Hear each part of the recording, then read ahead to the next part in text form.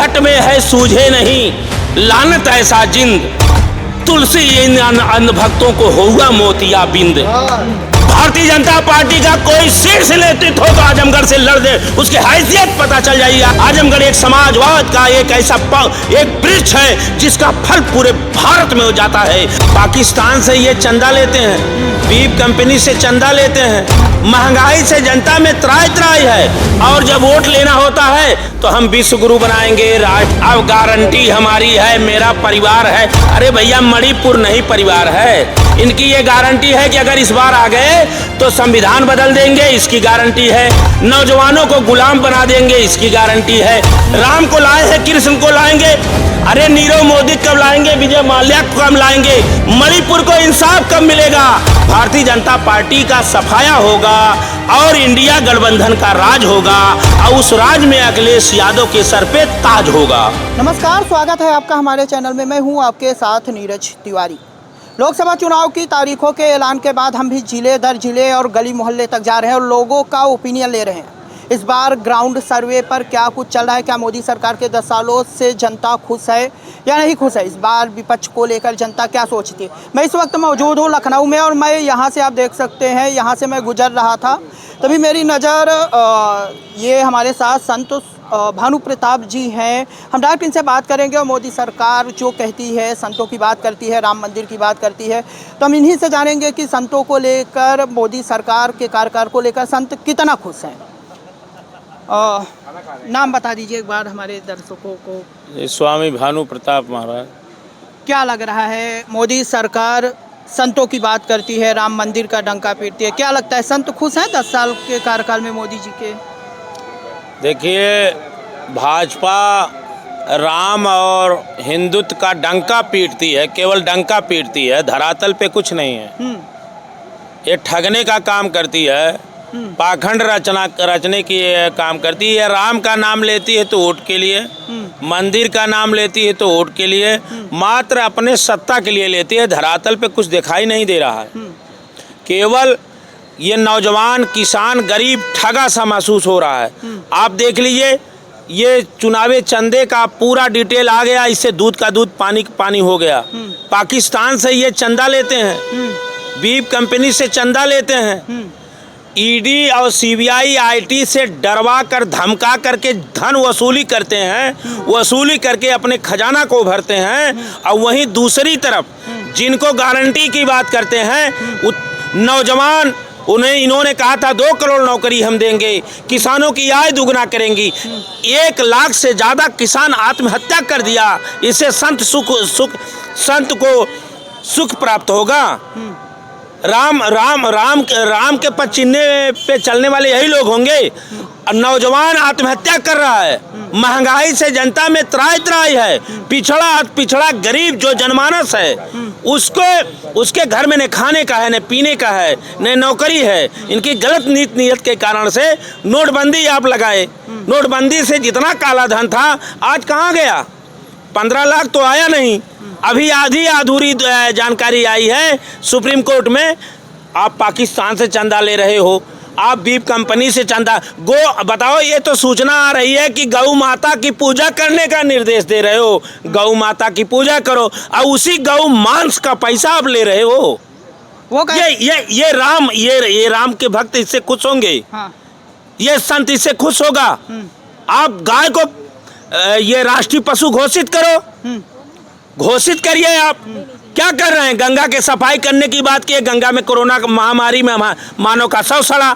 ये अब 15 लाख करोड़ रुपया आप जो है उद्योगपतियों का माफ कर देते हैं, फिर उनको लोन दे देते हैं, और नौजवान पेपर उत्तर प्रदेश में करा रहा है लीक, खजाना खाली कर दे रहे हैं। और जब वोट लेना होता है तो हम विश्व गुरु बनाएंगे, राष्ट्र गुरु बनाएंगे, अब गारंटी हमारी है, मेरा परिवार है। अरे भैया, मणिपुर नहीं परिवार है, किसान नहीं परिवार है, हाँ, बुलडोजर जहाँ चल रहा वो नहीं परिवार है, पिछड़ा दलित आज पिछड़ा नहीं परिवार है।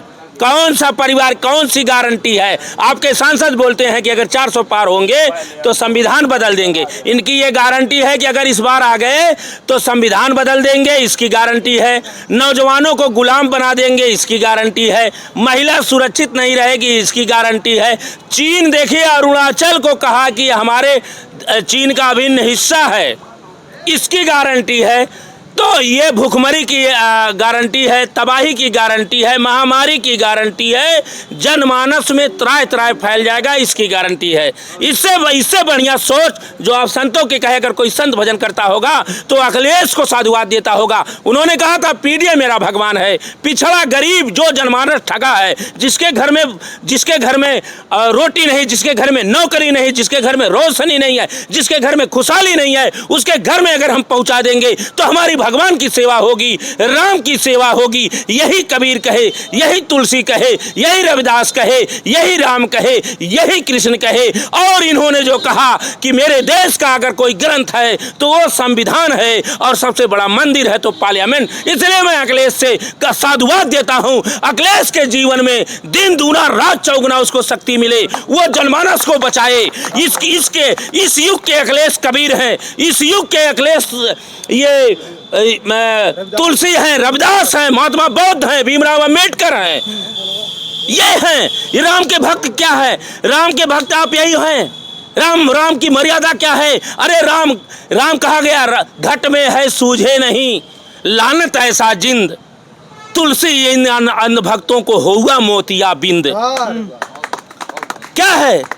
कबीर साहब ने कहा था कि पाथर पूजे हर मिले, मैं पूजू पहाड़, इससे भली है चाकिया की पीस खाए संसार। अखिलेश मंदिर में जाते, मस्जिद में जाते हैं, गुरुद्वारे में जाते हैं, इटामा में भव्य मंदिर बनवा रहे हैं, 9 दिन का व्रत रहते हैं, लेकिन देवी देवताओं को इस्तेमाल करके व्यापार बना करके वोट नहीं मांगते। वो कहते हैं अरे नौजवानों, किसानों, गरीबों, मेरा काम बोलता है, मैंने लैपटॉप दिया, कन्या विद्या धन दिया, बेरोजगारी भत्ता दिया, लोक भवन काना स्टेडियम बनाया, आगरा एक्सप्रेस वे बनाया, 102 एम्बुलेंस दिया, मुझको तुम वोट दो, मैं तुम्हें नौकरी दूंगा। और गारंटी अगर कोई नौकरी का दे सकता है तो उसका एक नाम है, जिसका नाम अखिलेश यादव। वो नौजवानों को नौकरी दे सकता है और कोई दे नहीं सकता, क्योंकि इनकी नीयत गड़बड़ है। जब वोट लेने की बात आती है तब मंदिर याद आता है। राम को लाए हैं, कृष्ण को लाएंगे, वही विजय माल्या का रहा 35 करोड़ चंदा, वो भी दिया है। अरे नीरव मोदी कब लाएंगे? विजय माल्या को कब लाएंगे? हवाई चप्पल पहनने वालों को हवाई टिकट कब लाएंगे? मणिपुर को इंसाफ कब मिलेगा? पुलवामा की जांच कब लाएंगे? किसानों की आय दुगना कब लाएंगे? और महिलाओं की सुरक्षा कब लाएंगे? हमारे भारत ये किसान देश है। जब तक किसानों के घर में खुशहाली नहीं आएगी, कौन सा राष्ट्र बनेगा? कौन सा राष्ट्र बनेगा? आज संविधान पे हमला हो रहा है और ये पिछड़े और दलित अगर ये इस समय नहीं चेते तो फिर इनको गुलाम बना लिया जाएगा, अशिक्षित बना। शिक्षा कितनी महंगी हो गई, दवा मिल नहीं रही है, कोरोना में पैरासीटामॉल सरकार नहीं दे पाई। अब कोरोना की चर्चा कोई नहीं कर रहा है। बेटे की लाश को बाप नहीं छुआ, बाप की लाश को बेटा नहीं छूता था, माँ को कोई छूने के लिए तैयार नहीं होता था। इसी मानव के शव को उसी गंगा में फेंका गया। कौआ कुत्ता नोच के खाए, क्या विश्व नहीं देखा? विश्व नहीं देखा? कौन धर्म है? कौन सा आपका मानव है? जब अपने पे आती थी इसी मंदिर और मस्जिद में ताला लग जाते थे। हम मंदिर के विरोधी नहीं है ये, लेकिन ये तन मंदिर में जाए 100 बार और तन मंदिर ना बने तो मंदिर में जाने से क्या फायदा? तन के अंदर में ही मिलेंगे प्रभु राम, झूठे जय श्री राम कहने से क्या फायदा? क्या फायदा होगा? आज जनमानस को आप ठग रहे हो। आज महामारी हो रही है, ईडी सीबीआई आपके हथियार बन गए। विपक्ष को आप डरवाने का, धमकाने का काम कर रहे हैं। तो मेरा ये जो आपने कहा राम से कितना प्रसन्न है, कोरोना महामारी से लेकर के, राम मंदिर से लेकर के, और आज के परिस्थितियों से लेकर के जो चुनावी चंदे का जो आया है पूरा का चिट्ठा, इससे दूध का दूध पानी का पानी हो जाता है कि न इन्हें राम से मतलब है न गरीबों से मतलब है। केवल 10% आबादी जो उद्योगपति पूंजीपति हैं उनसे केवल भारतीय जनता पार्टी से मतलब है। इस समय गारंटी की बात करते हैं, इस समय परिवार की बात करते हैं। अरे वो परिवार भी होगी जिन बहनों की इज्जत लूटी गई। अगर पिछड़ी की लूटी जाए, दलितों की लूटी जाए, दलितों के मुख में पेशाब कर दिया जाता है, इस देश को नहीं देखा। दलित एक महिला राष्ट्रपति बना देते हो, राम मंदिर को उद्घाटन क्यों नहीं बुलाते? क्यों नहीं बुलाते? वहाँ वही आएंगे जिनके पास दौलत होगी। तो ये दौलत के राम है। कबीर साहब ने कहा था राम चार है, एक राम दशरथ का बेटा, एक राम है घटघटवासा, एक राम है सकल पसारा, एक राम है जगत से न्यारा। जिनको पीर पैगंबर राम कृष्ण कबीर तुलसी मंसूर बौद्ध दुनिया के सभी लोगों ने कहा कि सबका मालिक एक है। धर्म हमारा आस्था का विषय हो सकता है। देश अगर संविधान से नहीं चलेगा और अगर संविधान बदल दिया जाएगा, फिर वही दिन आएगा कि पिछड़े शिक्षा से दूर होंगे। उनको पंचायत में जाने का अधिकार नहीं मिलेगा, उनको शिक्षा में जाने का अधिकार नहीं मिलेगा। तो ये निश्चित तौर से इस समय नौजवान जागेगा। उत्तर प्रदेश का नौजवान जाग गया है और अखिलेश यादव के कदमों से कदम मिला के चल रहा है और चलेगा और संविधान बचाएगा, लोकतंत्र बचाएगा, मानवता बचाना जरूरी है। जिस तरह से भारतीय जनता पार्टी नंगी नाच रही है, तोड़ने का काम कर रही है। महाराष्ट्र में आप तोड़ दिए, नीतीश को तोड़ दिए, जयंत को तोड़ दिए, सबको तोड़ के अगर 400 पार आप जा रहे हैं, 400 पार जा रहे हैं तो क्या जरूरत है ये करने के लिए? आप कहो हमने नोटबंदी किया था, हमको वोट दो। जैसे अखिलेश जी कहते हैं, आप कहो हमने नौजवानों को 2 करोड़ नौकरी दे दिया है, आप कहो 15 लाख हमने दे दिया है, आप कहो चीन से मानसरोवर हमने ले आया है, आप कहो हम दाऊद को पकड़ के लाए हैं, आप कहो पाकिस्तान के नाम लेते हो। इधर अगर कोई विपक्ष मुसलमान के यहाँ चले जाए एक मातम में तो कहोगे ये मुसलमानवादी है, ये कब्रिस्तानवादी है और पुलवामा के बाप आप चंदा ले रहे हो। तो ये आप कौन से वादी हो? इसी पे एक चौपाई याद आ गई, राम नाम कड़वा लागे मीठा लागे दाम, और दुविधा में दोनों गई, न माया मिली न राम। राम के पचिन्हों पे चलना बहुत दुर्लभ है, कहना बड़ा आसान है, लेकिन ये आज सवाल है अगर नौजवान नहीं जागा, किसान नहीं जागा, ये आज़ादी गुलामी को रोकने का चुनाव 24 का है, मानवता को बचाने का चुनाव है 24 का। ये बचाना चाहिए। आज किसान आत्महत्या कर रहा है। जिस देश में किसान आंदोलन करने जा रहा है उसे खालिस्तानी कहा जाता हो। ये कौन सा भारत बन रहा है, कौन सा विश्व बन रहा है? अशांति चारों तरफ फैली हुई है। तो इसलिए ये लोग जुमले, झूठे, पाखंड पूरा का पूरा अभी तक साबित हुआ है। 400 पार ये हो सकता है अगर सरकार आ गई। डीजल 400 पार हो जाएगा, पेट्रोल 400 पार होगा, गैस सिलेंडर 400 पार होगा, अत्याचार 400 पार होगा और झूठ, जुमला, पाखंडों की गरिमा 400 पार हो सकती है। इनकी सीट अगर ये निष्पक्ष चुनाव आयोग, आज जिस देश में चुनाव आयोग चुनाव से पहले इस्तीफा दे देता हो, क्या कहा जाएगा? जिस देश में सुप्रीम कोर्ट के आदेश के दबाव के बाद चंदे की लिस्ट आ रही, वो भी आधी अधूरी आ रही, उसे क्या कहा जा सकता है?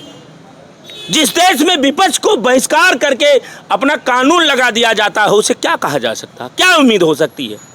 तो इस तरह से नौजवान जाग गया है और भारतीय जनता पार्टी की घबराहट है। और सबसे ज़्यादा देश में किसी से घबरा रहे हैं तो उत्तर प्रदेश में माननीय अखिलेश यादव से। अखिलेश यादव से घबराने क्यों? दिल्ली का रास्ता उत्तर प्रदेश से जाता है और इंडिया गठबंधन के मेन अगर सुप्रीमो कोई महारथ ही है तो उसका नाम अखिलेश यादव है। तो इसलिए उत्तर प्रदेश से ये लोग गए थे, उत्तर प्रदेश से इनका समापन होगा। निश्चित तौर से सत्य परेशान होता है लेकिन पराजित नहीं।